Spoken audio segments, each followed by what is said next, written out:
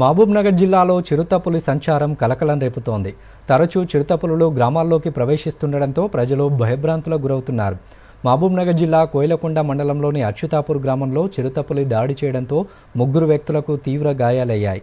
గాయపడ్డ వారిని ప్రభుత్వ ఆసుపత్రికి తరలించి చికిత్స అందిస్తున్నారు.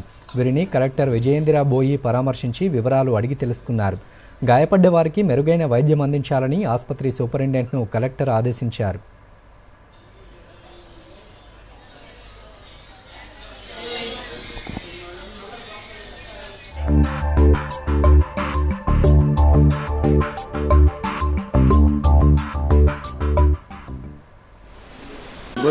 గొల్లు బెడసవాట అని నేను పోయిన తర్వాత అది అమాతం సప్పుడు చేయకుండా గొల్లులోనే వండుకుని ఉన్నది. ఆయన పండుకున్నా అని మాకు తెలియదు.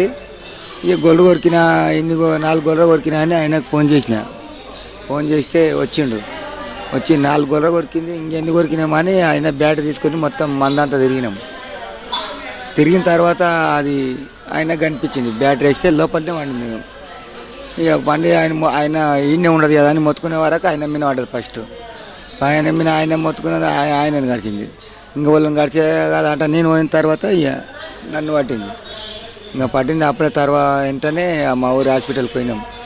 హాస్పిటల్కి వచ్చి ఆడ ట్రీట్మెంట్ తీసుకొని గొర్రెల ఏవి కనపడలేదు, కుక్కలే కనిపించలే, ఏం కనపడనప్పుడు మేము బయటకు వెళ్ళిపోదామని అనుకున్నాము.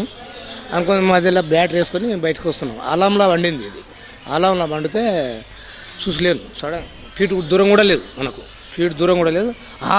అన్నప్పుడే అది కూడా నమ్మికి పడ్డది. కింద పడిపోయిందని అటాక్ చేసింది.